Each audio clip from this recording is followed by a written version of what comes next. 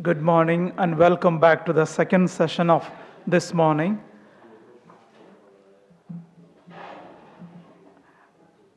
And for the first presentation, we have the honor of having Professor Thomas Paulsen with us. Among his long and illustrious academic career, the last or the most recent two are the Chair of Classical Philology with a focus on Greek studies at Goethe-Universität, Frankfurt in 2005, and Professor in Frankfurt for over 2 decades. Professor Paulsen's publications include History of Greek Literature, the Greek novel in Handbook of Ancient Greek Literature, and with Stefan Alkier, the Frankfurt New Testament, 6 volumes, of which 5 are already published. His research foci are on Apocalypse of Saint John and its reception, Greek novel, Greek rhetoric, and Attic tragedy. This morning, Professor Paulsen will speak to us or present his paper on Térας, miracle, omen, horror, facets of fascinating world. We look forward to your paper, Professor. In German, there is the almost proverbial saying, es geschehen noch Zeichen und Wunder. In English, signs and wonders still happen, which expresses astonishment at a rare, unexpected, or even seemingly impossible event. This saying likely originates from Martin Luther's Bible translation, in which he renders Zeichen und Wunder, signs and wonders, as conjunction of semeia kai terata, consistently translating Térας as Wunder, as miracle, perhaps. Before I begin the actual topic on this lecture, some preliminary considerations are necessary. It concerns word meanings and definitions, and this immediately leads to the first problem, which we had yesterday. I think and write in German, but I am delivering a lecture translated into English. Every translation is necessarily also an interpretation, as is particularly evident in the central concept of Wunder. The German word Wunder can be translated into English as wonder, marvel, miracle, or in other ways, depending on the context, and into Italian, I think, as meraviglia or miracolo. Here I would like to take the German word Wunder as my starting point, which has 2 main meanings. A, it refers to a phenomenon or event that cannot be explained by known natural laws, or at least contradicts all empirical evidence, so that the workings of a supernatural power are usually invoked to explain it. The closest equivalent in English is probably miracle, and in Italian, miracolo. B, it refers to a phenomenon or object that far exceeds the usual standard through exceptional perfection or beauty, and thereby arouses admiration. The closest equivalent in English is probably marvel, and in Italian, I think, meraviglia. This second semantic field can be largely disregarded in the following discussion. Against this background, I now wish to turn to the frequent and meaningful word Térας, a word that appears relatively evenly distributed throughout Greek literature from Homer onward, right up to the imperial period.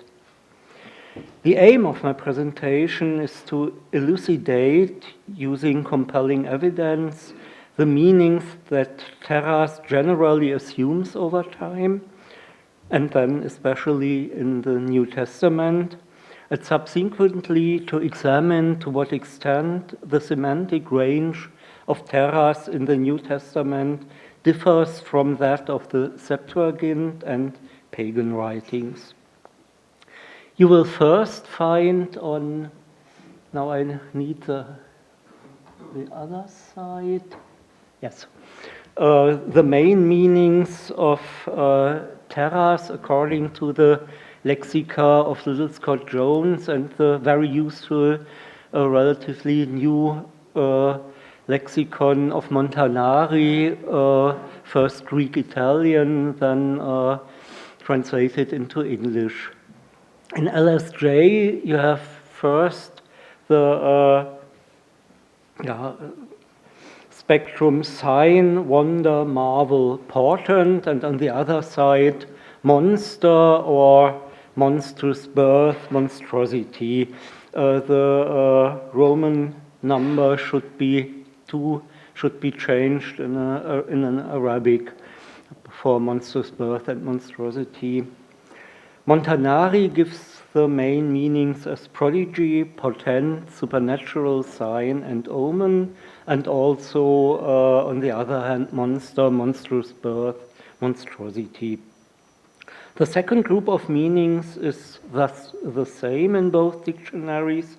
The first differs in that the general concept of wonder is not listed in Montanari, but rather the emphasis is on the omen-like character.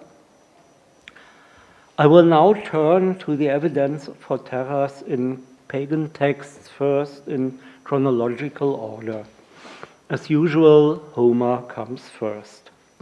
The two epics, the Iliad and the Odyssey, which probably originated in the late 8th century BC for the Iliad, or the early 7th century BC, the Odyssey, already offer a wealth of material with 11 examples in the Iliad and 4 in the Odyssey. These 15 passages share two common features. Terata always refer to gods, and Térας in the Homeric epics never means miracle in the previously outlined sense. It either denotes a sign that exists somewhere as a visible image. In this sense, for example, in Iliad 5:742, where it refers to Medusa's head on Zeus' shield, or in Iliad 4:76, where a star serves as a navigational aid for sailors. In the latter case, it is a positive sign. In the former, a negative one intended to frighten enemies. Thus, the translation sign of terror is also possible. However, in Homer's work, Térας more often refers to an omen, a divine sign that foretells future events for humankind and usually requires interpretation by a seer. The most famous example of this in the Iliad is probably 324 following. You may wonder what the B on the text is meaning. It is an ancient tradition to note the books of the Iliad with Greek capitals from the alphabet, these of the Odyssey with small letters, a tradition which I like very much. Here, Zeus sends a snake that devours a mother sparrow and her 8 chicks. Hemin mentot ephene terras megametietat Zeus. Hosut hos katatekna fagist rutoio kai auten octo ata meter enate en hete ketekna. Hos hemeis tos aut eteap tolemitsumen auti to decatole polin hairesumen euro aguyan. I'm presenting to you here an English translation of the famous German translation of the Iliad by Wolfgang Schadewald, one of the very great names in German translation history. Zeus in his council showed us this as a great sign of wonder for Térας. In German, Schadewald translates Wunderzeichen, sign of wonder is literal translation of it. I would prefer then to say portent or omen for our context. Just as it devoured the sparrow's children and the sparrow itself ate, yet the mother was the ninth, who bore the children. So we will wage, thus the interpretation of the seer Kalchas, war there for as many years, but in the 10th year we'll conquer the city, the one with the broad streets. As Kalchas interprets, the 9 sparrows represent 9 years of war, but as well they are representing, which Kalchas doesn't say, the Trojans, which will be conquered at last. The snake represents the Greek conquering the Trojan sparrows.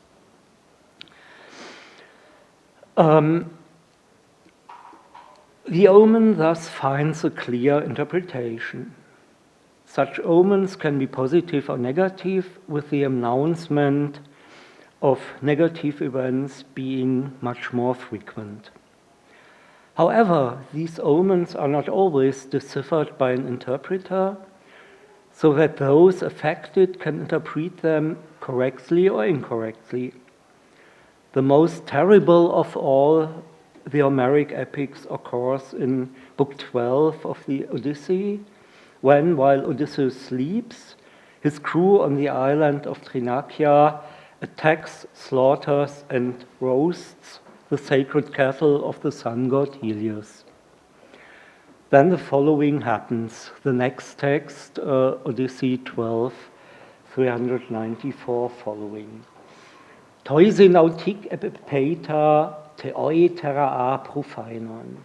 Herpon men rinoi creat amphobeloisi memykei optaleate kai oma boontos igignetophone.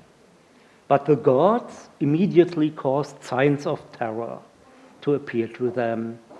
Then the hides crawled about and the meat on the roasting spits bellowed, both roasted and raw, and a voice came as if from cattle.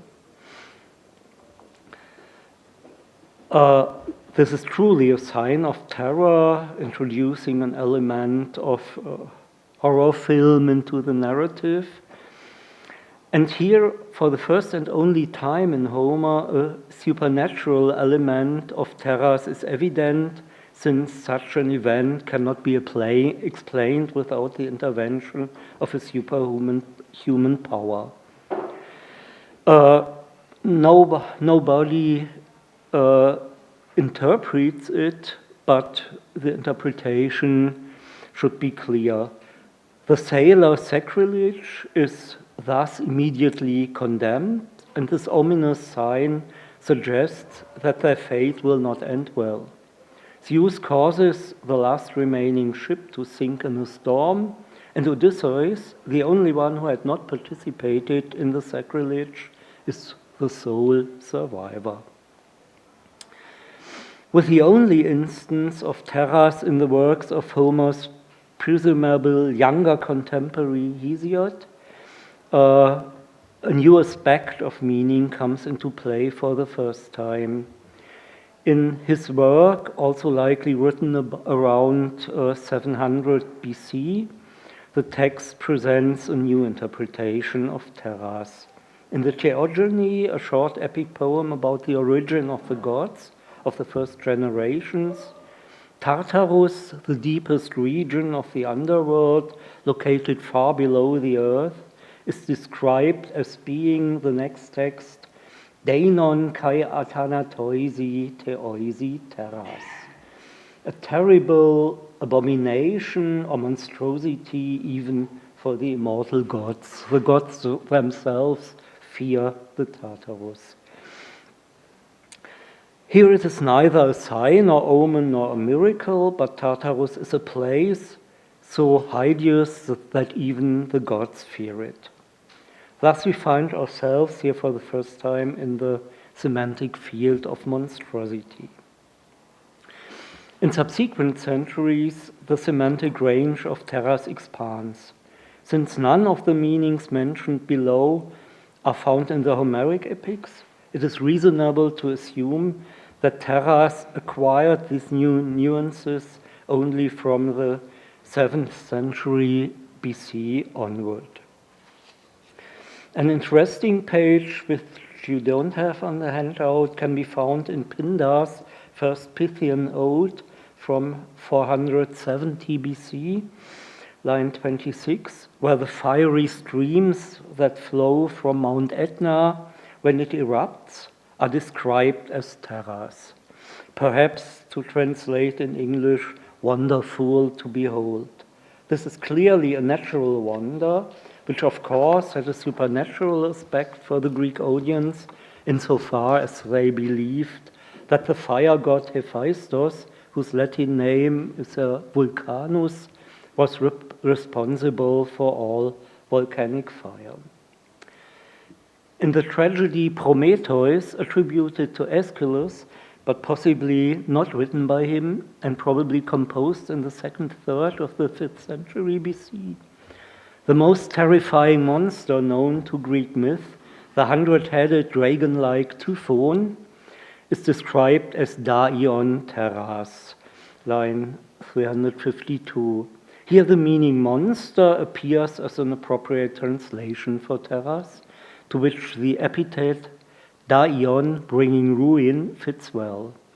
In the same work, the talking oaks in the sanctuary of Zeus in Dodona, central Greece, are described as Tērās apiston, that is as incredible Tērās. Oaks cannot speak, for instance. This is probably the first time that the meaning of miracle can be grasped in the sense of a supernatural phenomenon that is incompatible with the natural laws known to humans.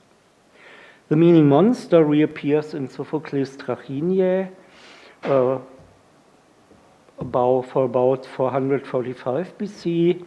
You don't have it also on the handout, as a fitting description for Kerberos, the three-headed hound of the underworld, a son of Typhon and Echidna, also one of the most famous monsters of Greek myth, who has the form of a beautiful woman from the navel upwards and the body of a giant serpent downwards.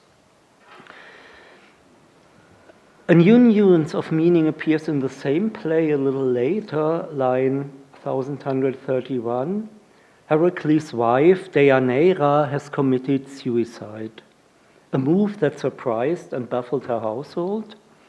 When Heracles learns of this from his son Hylas, he refers to it as Tērās, a truly horrific event, one that surpasses all human comprehension.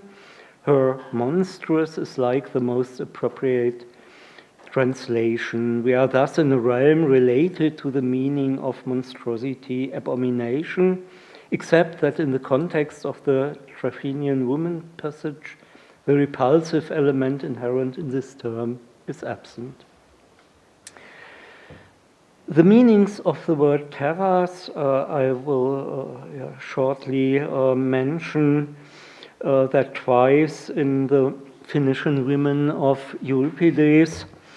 The Sphinx, a man-murdering creature that is again half woman, half bird of prey, is referred to with the meaning monster, which is a clear fitting translation. The meanings of the word Tērās that appear in the passages mentioned so far can also be found in later pagan literature and do not need to be listed in detail. A few particular interesting points should still be mentioned. Perhaps the most interesting passage of this kind is found in the epic poem Argonautica by Apollonius of Rhodes, first half of the 3rd century BC, which is on your handout again. Book 1, 1140, following in the translated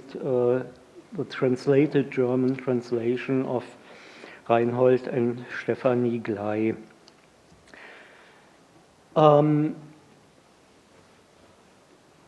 I omit reading in Greek, but turn directly to the English translation. But the goddess, which is Rhea, an ancient goddess of vegetation, accepted the sacred sacrifices with a benevolent heart, for corresponding signs of wonder occurred. The trees fell in abundance of fruit, but the goddess performed yet another miracle. While previously no water at all flowed from Didymon, a mountain in Phrygia, a never-ending spring then sprang forth for them directly on the summit. The vegetation goddess Rhea graciously receives the sacrifices of her worshippers and performs several semata, as they are named in the second verse. Signs in the sense of miraculous signs, namely those that belong, as it were, to the divine ABC of miracles. Abundant fruit, rapidly sprouting flowers, wild animals that suddenly become tame. But then also in allo terras. Here we have the word terras. Although the term terras is here semantically linked to semata, the emerging of a never-ending spring where there had never been water before is something quite extraordinary. A water miracle such as would also be conceivable, for example, in the New Testament. To at least mention some examples from Greek prose, the two authors in whose works terras occurs most frequently, about 10 times each, are Herodotus in the 5th century BC and Plato in the 4th century. In Herodotus, the relevant passages refer to miraculous events that serve as divine omens, as in 757 on your handout, terras phi ephane mega toxerxes en udeni logo epoiesato kai poesumbleton eon hippos ga etekel lagon. A great miracle appeared to them, but Xerxes, the Persian king, paid no attention to it, even though it was easy to interpret. A horse gave birth to a hare. It is during the campaign against Greek where the Persian king Xerxes witnesses this terras. The narrator himself then explains the significance of the omen. Xerxes, who had set out in all his splendor with a large army, symbolized by the horse, returns defeated to Persia in wild flight like a hare. Unlike most of Homer's accounts, where unusual but plausible occurrences serve as omens, such as the snake eating birds, this omen, as is often the case with Herodotus, is based on a miraculous event, impossibly according to the laws of nature. For a horse can't bear a hare, which decisively determines its omenal nature. Looking to my watch, I let Plato aside, which is where terras works as in Herodotus, but want to draw an initial conclusion. In pagan literature, terras appears predominantly in the sense of sign or portent, omen, which is generally of divine origin, used to warn people or to generally point them toward future events. After Homer, a second semantic field emerges, the realm of the monstrous, the abominable, whereby terras then also serves specifically to describe monsters, mostly hybrid creatures whose existence contradicts the laws of nature. In a second step, I would now like to turn to the biblical writings, beginning with the Septuagint, which contains a total of 49 instances of Térας, distributed relatively evenly across the various texts. The Septuagint presents a different picture in several respects to the pagan writings. The semantic field too, monstrous and related terms, are almost absent, insofar as Térας can be defined more precisely. Terrata, practical, always originate from God, that is, from a supernatural realm where anything is possible. They are, however, other as in the pagan writings, very rarely specified. God performs terrata, especially in connection with the Israelites' sojourn in and exodus from Egypt, but it is generally not stated what these terrata consist of, so that, as is usually the case in translation, the general term miracle is used. Particularly striking in this context is the unusual frequency of the junction Semeia kai terrata, which I already mentioned at the beginning of the lecture. In 26 of the 49 instances of Térας in the Septuagint, the two terms, which are hardly ever found together in pagan literature, appear together. A point I will discuss further when I address the instances in the New Testament. Before that, however, I would like to quote a particularly interesting passages, one of the very few well-teamed terrata appears, the word terra referring to Joel 2:30, following also numbered as 3:3, the next text on your handout. The Lord speaks, kai doso terrata ento urano kai epites ges, haima kai pur kai admida kapnu. Helios metastraphesetai eskotos, kai heselene eshaima, preneltein hemeran kuriu, ten megalen kai epiphane. And I will give signs in the heavens and on the earth, blood and fire and billows of smoke. The sun will be turned to darkness and the moon to blood before the coming of the great and glorious day of the Lord.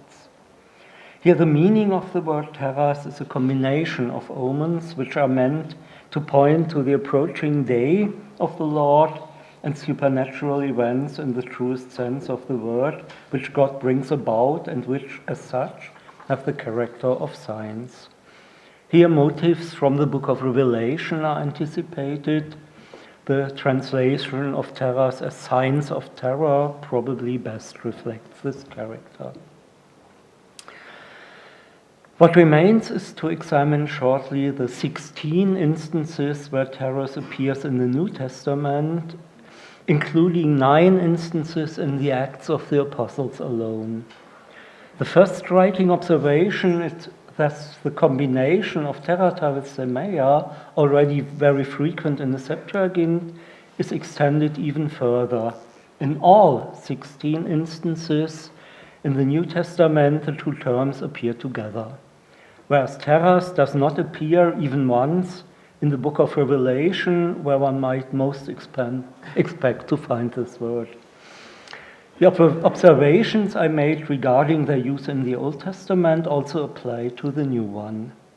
However, an interesting aspect comes into play here. Not all of the semeia kai terrata in the New Testament originate from God, but rather in Matthew 24:24 and Mark 13:22 from false prophets, and in 2 Thessalonians 2:9 even from Satan himself. Therefore, these are not genuine miracles, but rather semeia kai terrata pseudus, signs and wonders of lies. The target audience is implicitly revealed here. They are to be led by miracles, to believe in the supernatural powers of the miracle performer. Jesus laments this human behavior in John 4:48. On your handout, an mese mea kai terata idete ume pistoisete. If you do not see signs and wonders, you will certainly not have confidence.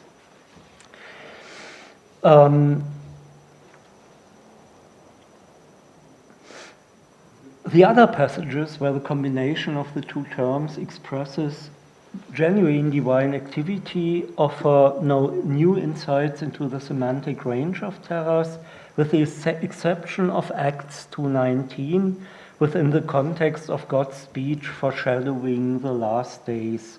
The last text on... I see John is here on the side. Okay, Acts 2:19. As you can see at first glance, this is an almost verbatim quotation of the Joel passage just presented in the same context. Only the locative adverbs ano and kato, above and below, are added, and most importantly, the term zemeia, which was not present in the Joel text. Thus a distinction is made in Acts. The terata in heaven, the zemeia on earth. This gives us only one possibility here for a more precise definition of the two terms, which of course cannot simply be assumed to apply generally to all places where this conjunction occurs. The zemeia are something that is rather appropriate for the earthly realm. Generally speaking, these are sights and actions in which supernatural power is revealed. The terata are here celestial phenomena with omen-like qualities, invariably capable of filling observers with fear and terror, as Stefan Alkier and I intended to express with our translation. Erschreckende Erscheinungen, in English perhaps terrifying appearances. Incidentally, I have deliberately used two different translations here for the passages from Joel and Acts in order to at least suggest two different approaches to translation. I will shortly to refer to Wolfgang Weiss' excellent monograph, Signs and Wonders, from 1995, where the signs and wonders are analyzed. He rightly points out a fundamental problem with the translation Signs and Wonders, namely that terata, as we have seen, does not necessarily imply miraculous acts. And miraculous phenomena such as healings, for example, generally play no role in this combination. But rather, more generally, the powerful efficacy of God manifested in extraordinary, wondrous events is what matters. God is usually the subject of zemeia kai terata and makes his will known through them. The fact that the combination zemeia kai terata is virtually non-existent in extant pagan writings suggests that it is a common expression within the cultural sphere of the biblical text. But why does Téras lose its independent use in the writings of the New Testament and appears only in conjunction with the much more frequent zemeion? I confess that I have no real explanation for this. Perhaps is the speculation plausible that the term Téras strongly carries the connotation of an omen through which divine powers reveal their will and intentions, an aspect that may no longer have played a significant role for the early Christians because for them the presumed will of God required no further foreshadowing. I come to conclusion. In summary, it can be said that in the archaic early period of the Greeks, the term Téras usually meant omen or sign of something, but was almost always already linked to divine action and usually pointed to an impending negative event. Presumably, in the following centuries, the broader semantic field surrounding the concept of monstrosity developed from this negative connotation. This layer of meaning then largely disappears again in Judeo-Christian literature. Contrary to what one might expect, the meaning of miracle in the sense of concrete miracles, such as healings, plays virtually no role. Only miracle as something astonishing or unusual, which in turn has a connection to the meaning of peculiarity, is more frequently assumed. Of the meanings that LSJ and Montanari give for Tera's, portent and supernatural sign are probably the most important, along with the semantic group monstrous, monstrosity, and monster, and finally marvel, but rarely miracle. Thank you for your attention.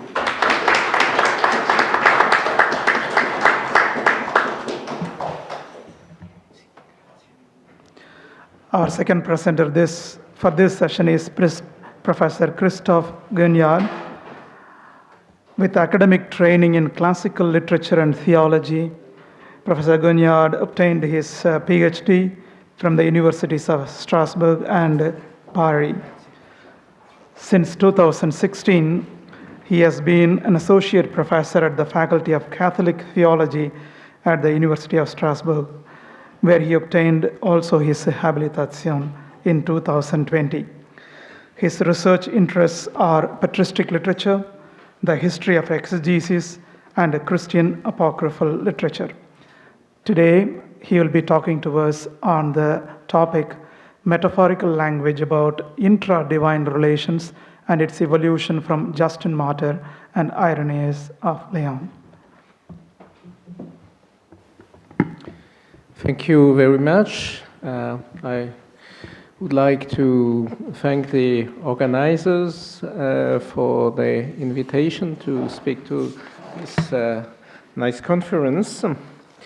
And I have a little bit modified my title, but remaining in the same area. Light from light, true God from true God. These formulas from the original Nicene Creed were included in the Niceno-Constantinopolitan Creed. And so the metaphor of light as an expression of the divine being, and more specifically of the Son's generation and consubstantiality with the Father, made its way into a standard expression of Christian faith. The phrase light from light was not coined by the fathers of Nicaea, but it had been used by various authors in the preceding century. Indeed, it was part of an imagery that was common in the 2nd and 3rd century, and that had biblical and philosophical roots. In this contribution, after briefly presenting this double background, I will examine the use of the imagery of light, including the variant represented by fire, in the works of Justin Martyr and Irenaeus of Lyon, two authors of the second half of the 2nd century. The theme of light, or images associated to it, play an important role in the Bible. I will be very brief on this. As for the fire, I will limit myself to recall that it is associated with theophanies in the Pentateuch, and that fire is an image used to express God's exclusiveness, God as devouring fire in Deuteronomy, and also it is quoted in Hebrews. As for light, some Old Testament texts already suggested the idea of a transcendent light emanating from God, as observed in a note of the French Jerusalem Bible.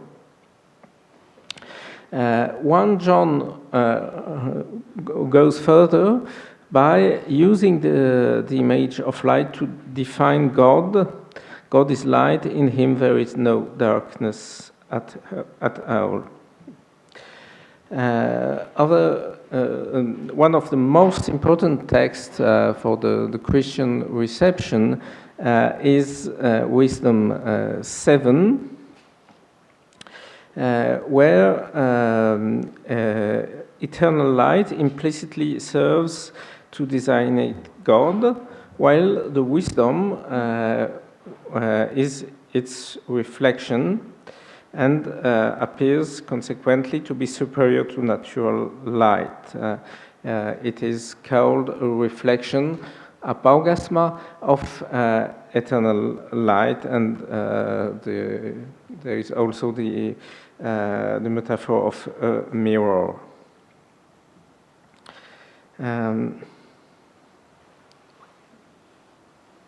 Although it is less central to the present study, it is worth noting that the theme of light also has messianic association, and I will limit myself to recall the phrase, a light for the nations, in Isaiah 49:6. We see thus that various biblical threads are linked to light imagery, that of divine light, it's shining forth in a figure assimilable to the sun, and also the messianic illumination expanded in a soteriological sense. We find these various biblical threads combined in the prologue of John, where the evangelists present the Logos as the true light that enlightens every person by his coming into the world. Thus, the biblical background is very rich, but there is also an important philosophical background, and I will also be very brief on this, but I will recall the Platonic background with the analogy of the sun as the good in Plato's Respublica, and it is all the more significant because later Platonic tradition will posit the equation that the good is the one. So the link to God is evident. It is also important to consider briefly Philo. Philo provides an interesting development regarding the different allegorical meanings of the sun in Scripture. He explains that only two allegories from the created world can apply to God, and the sun is one of them. We find in him the very formula that 1 John will use. God is light, Hotheos 4:16. And he also underlies that God is not only light, but the archetype of every other light, prior and high above every archetype.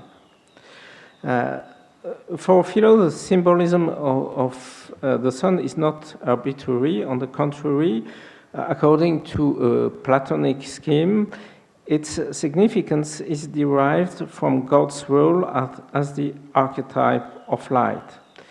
And in its application to God, light is more than an image. It is a designation that can adequately define God. God is the model, but not only the model, but the model of the model, and the model, if the logos, what Philo bases on the word logos, precisely, by which Philo bases this assimilation on the word, so on the logos, by which God creates light in Genesis. There is accordingly a descending structure. Philo moves from the primordial archetype, that is God, to the model, that is the logos, and finally to created light. From the perspective of this contribution, it is particularly interesting to see not only God, but also his logos assimilated to light. I come to Justin Martyr. In him, references to light are not particularly numerous. As we shall see, it is rather to the image of fire that this theme is applied to the sphere of intra-divine relations. Indeed, despite the potentialities offered by scriptural or philosophical sources, notably Philo, Justin never resorts to the image of light to apply it to the Father. Philo applies the image of light to the Son, and in those passages, the idea of divine light is in the background, perhaps with the influence of the Johannine prologue, but the question of Johannine influence on Justin is very debated. But Justin is prevalently inspired by the messianic dimension of light. So Christ as the light of the nations, it is a verse that Philo quotes several times. How to explain the failure to apply the image of light to the Father? Is it merely a coincidence? I would rather see it as a sign of reluctance due to the close association of this image to the solar analogy. Indeed, the solar analogy was used by proponents of a trend whose precise identification is debated, but toward who Philo has a polemic stance. According to these people, the Old Testament theophanies would be the result of a dynamis, a power, which would be designated as Logos only because he carries tidings from the Father to man.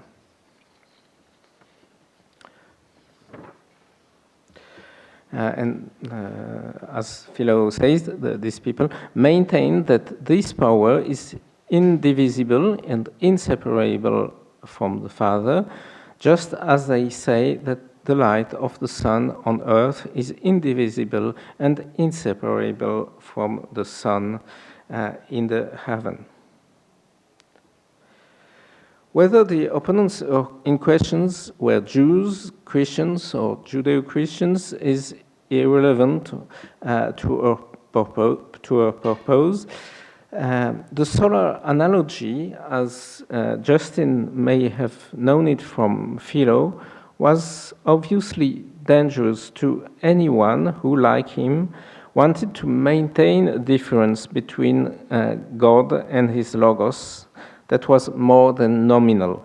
Probably Justin also deemed that the image of light itself was not a valid alternative since it was too tied to the solar analogy.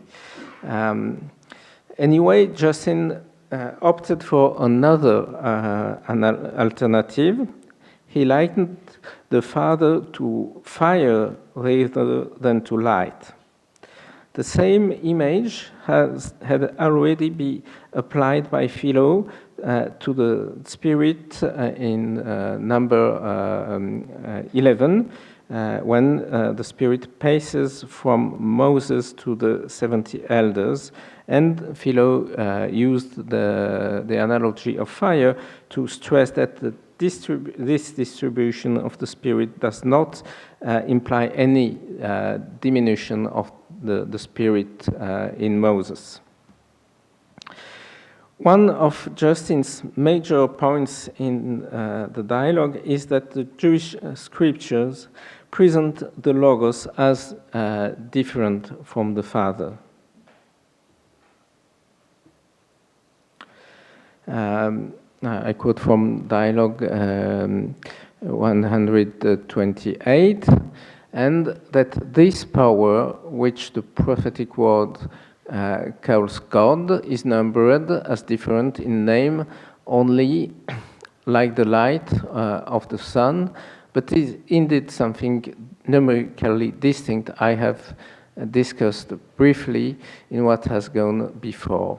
And he then uses the analogy of fires kind from a fire, which we see to be distinct from it, and yet from which many can be kindled by no means, and yet that from which many can be kindled is by no means made less, but remains the same. He had already. The analogy of fire expresses continuity, distinction, and non-diminution of the primary source. Without being of a different nature in relation to the first fire, and without diminishing them in any way, the second fire is not simply reducible to it, but it has its own subsistence. This image perfectly responds to Justin's concern to affirm that in relation to the Father, the Logos is another. In conclusion, Justin makes a rather sparing but very thoughtful use of the image of light in relation to the divine sphere, developing it along two different lines. The first is mainly Christological and messianic, even through the designation of Christ as light is also based on his divinity and expresses it. It is the aspect of light projected on the nation that is emphasized. The second line, serves to define the relations between the Father and the Son. In my view, it constitutes a modified version of the solar analogy in order to account for the generation of the Son, while emphasizing both his divinity and his otherness with respect to the Father. Justin abandons the image of the Son to his opponents, and he prefers the analogy of fire. His eagerness to emphasize the otherness of the Logos and the non-diminution of the Father's being apparently makes him less sensitive to certain limitations of this analogy. For example, there is a lack of continuity between the two fires. And there is no numerical limitation, since one fire can be used to light many other fires, as Justin himself observed.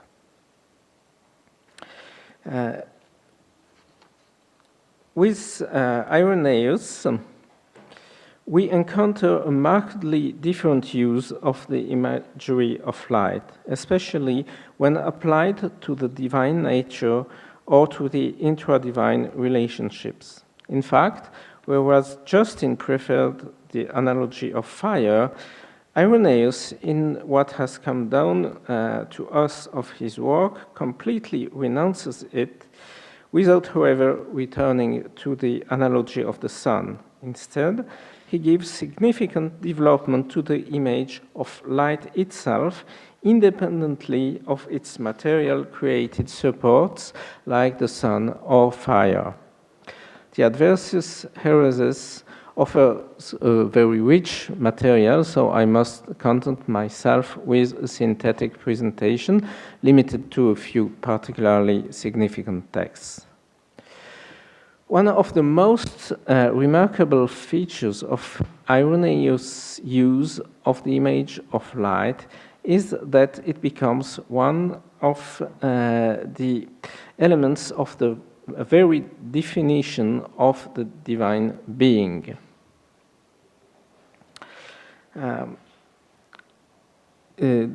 You find 5 times in Adversus Hereses a sentence, a maxim, which ultimate source is a verse by Xenophanes of Colophon. It was very common in Irenaeus' time, but Irenaeus uses it with a peculiarity, which is the adjunction of light. Light was not an element of the original Xenophanes sentence. And so, for example, in 4th book, we read, God is perfect in every respect, being equal and similar to himself, since he is all light and all mind and all substance and all the fount of all good. The fact that Irenaeus adds light in almost his formulations of the Xenophanes sentence suggests that this definition was particularly important for him, and that the light was an essential characteristic of the divine being. However, he stresses the image's limitations.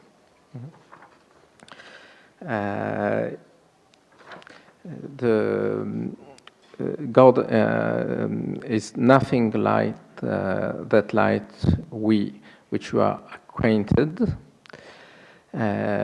He's only he can be called light only according to love or kindness, and probably not as the translator of the Ante-Nicene Fathers has understood, according to our love, but according to his love toward the mankind.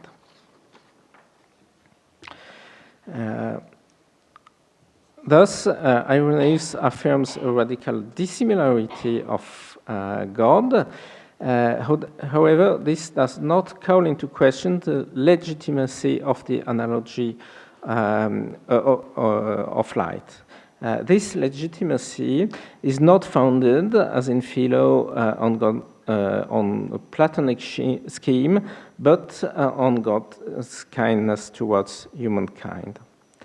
Thus founded and legitimized, the imagery of light is used by Irenaeus quite extensively. The most striking feature of his use is probably that it is not limited to efforts to define the divine being, but also extends to various other aspects. A striking example is 422. The Lord received the power over all things in order that the Father's light might fall upon the flesh of our Lord and might from his resplendent flesh come into us. And thus man, having been clothed with the Father's light, might arrive at imperishability. It should be noted that even though the light is manifested in the flesh of our Lord, and through that radiates upon the human being, it is the light of the Father throughout. Other occurrences of the phrase, the light of the Father, show that it functions as a definition of the Son, specifically of the Son in his divine nature. Therefore, Irenaeus presents the Son as light, but this light is none other than the light of the Father, which is the source of the divinity. In the background of this way of speaking, I think there is the influence of a conception such that of Wisdom 7 or Hebrew 1:3, the Son as the reflection of the Father's light or glory. However, the influence of another New Testament passage is, in my opinion, even more important, namely the Johannine prologue.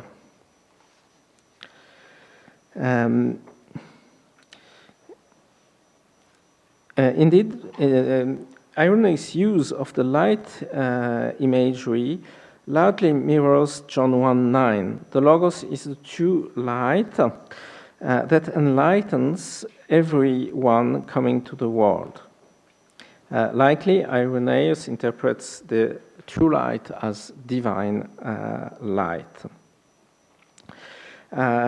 And so, on this verse is a model that permits to extend and to relate the divine light and the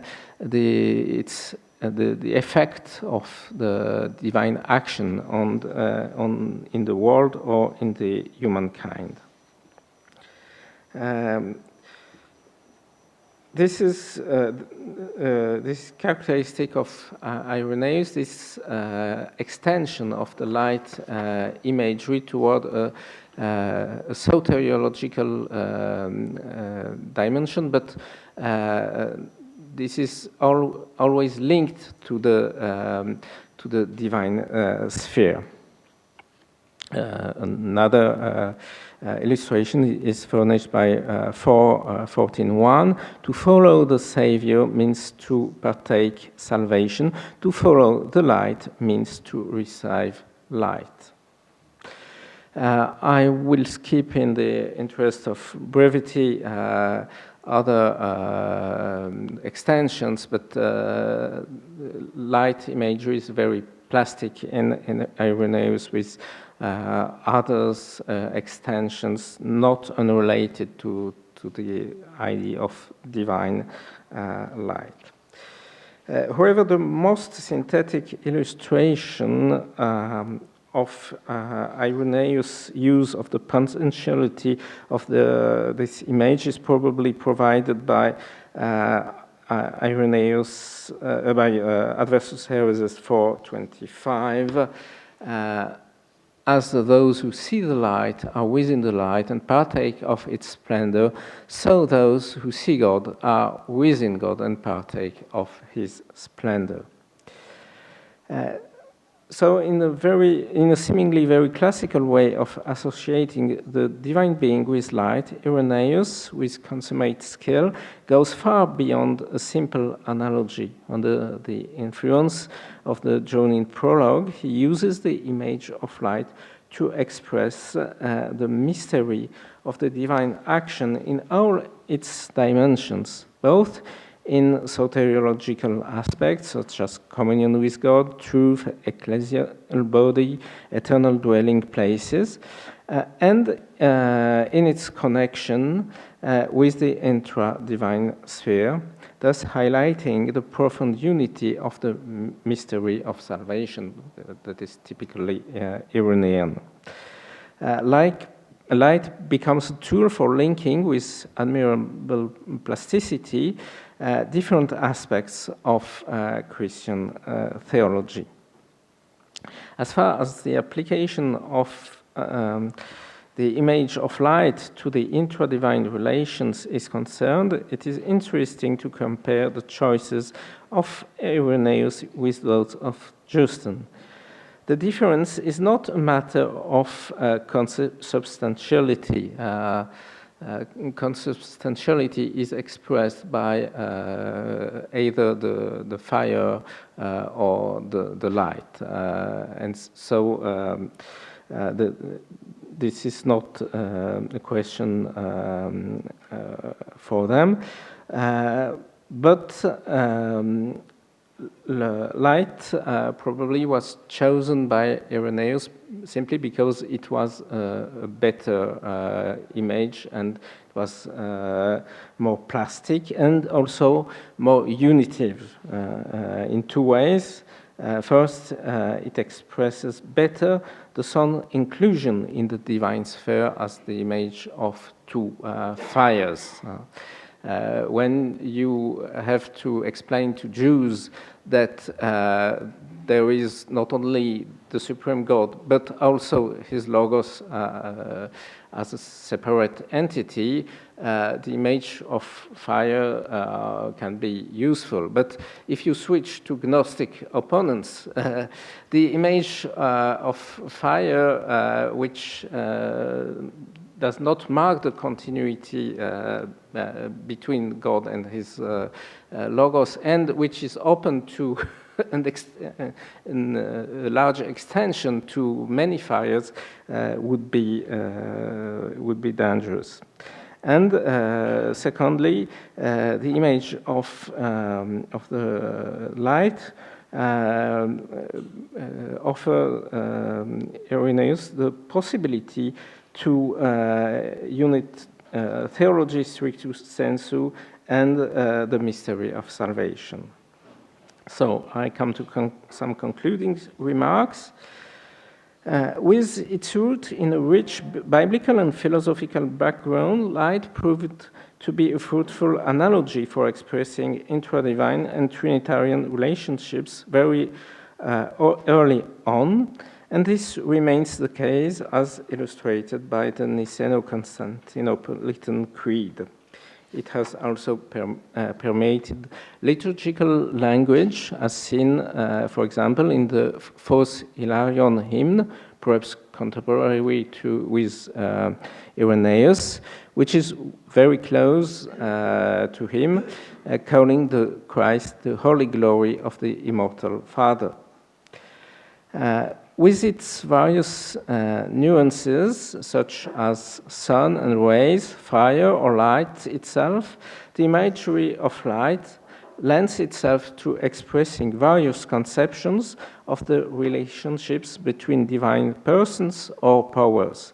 In the 2nd century, it has been invoked to support even opposing conception, either orthodox or heretical, according to the standards of the Greek church of that time, as illustrated by Justin, Irenaeus, and their opponents. However, the most remarkable feature of the use of the light imagery is the extension of the concept of divine from the sphere of divine nature beyond the sphere of divine nature toward the cosmos and the humankind. This development is brought to its fullest extent by Irenaeus, likely under the decisive influence of the joining prologue, but it is already sketched out in what I have described as the first line in Justin's use of light, so the more messianic one. Starting from the Father as a source and from the Son as its reflection, one can trace the refraction of this light upon humanity through a prism encompassing the enlightenment of the nations, truth, communion with God, and eternal salvation. In this way, Justin and above all Irenaeus contributed to the emergence of a language capable not only to lend itself to theological speculation, but also of expressing and linking the mystery of God and that of salvation with remarkable continuity and poetic beauty. Thank you for your attention.